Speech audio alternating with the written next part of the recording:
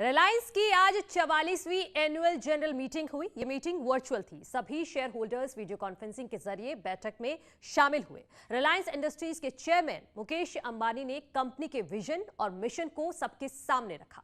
Company ने इस मौके पर बड़े ऐलान भी किए हैं।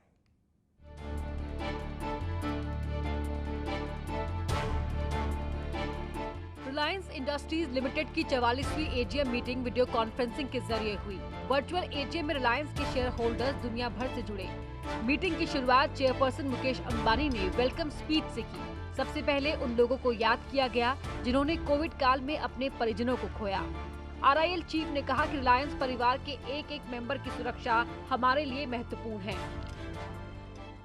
I am sure our efforts of the last 1 year would have made our founding chairman, Shri Dhirubhai Ambani, proud. Because the one common unifying thread that runs through everything we have ever done at Reliance is the spirit of care and empathy. We care for our employees and their families.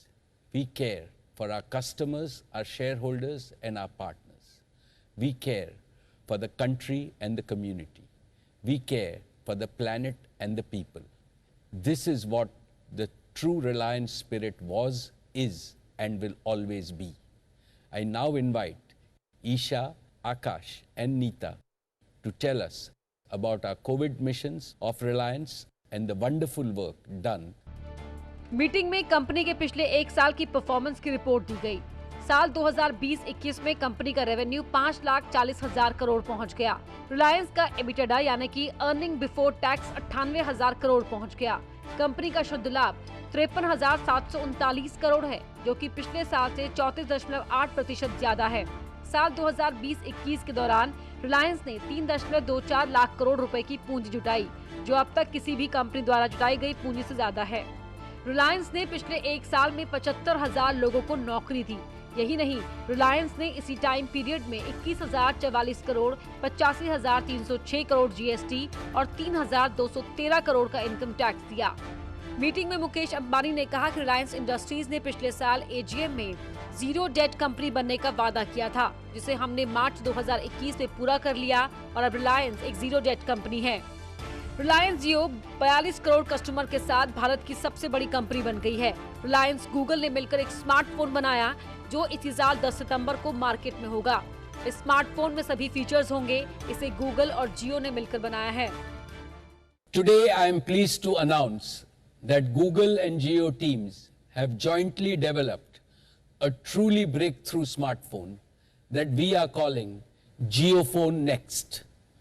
JioPhone Next is a fully featured smartphone supporting the entire suite of applications from both Google and Jio, and as well as the Android Play Store, through which users will have access to the entire universe of Android apps. Reliance जियो और Reliance retail का profit भी बढ़ा है। आने वाले दिनों में जियो को और बेहतर बनाने के लिए कंपनी हजारों करोड़ रुपए इन्वेस्ट करेगी।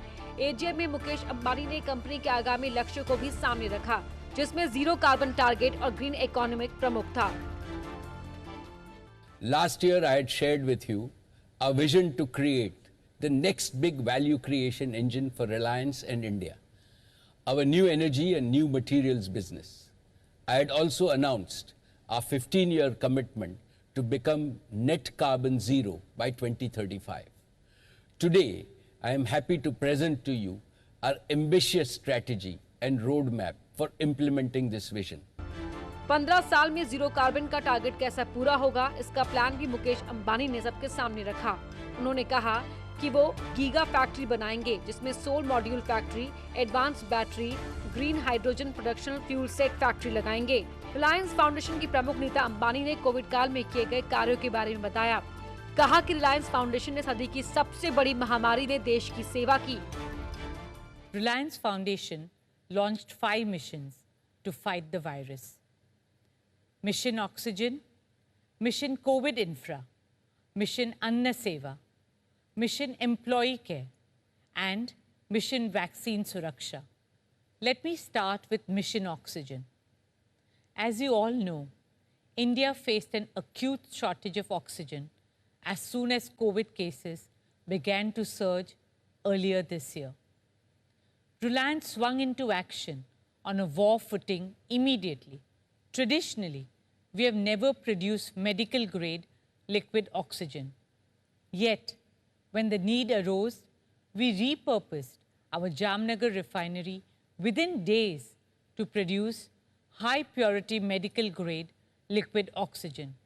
नीता अंबानी ने कहा कि इससे पहले कंपनी ने कभी मेडिकल ऑक्सीजन का प्रोडक्शन नहीं किया था, लेकिन जब देश सांसों के संकट के दौर से गुजर रहा था, कंपनी ने ये भी कर दिखाया। इस समय की स्थिति ये है कि देश में 11% मेडिकल ऑक्सीजन का प्रोडक्शन अकेले रिलायंस कर रहा है। ये ऑक्सीजन मुफ्त में सप्लाई की जा रही है।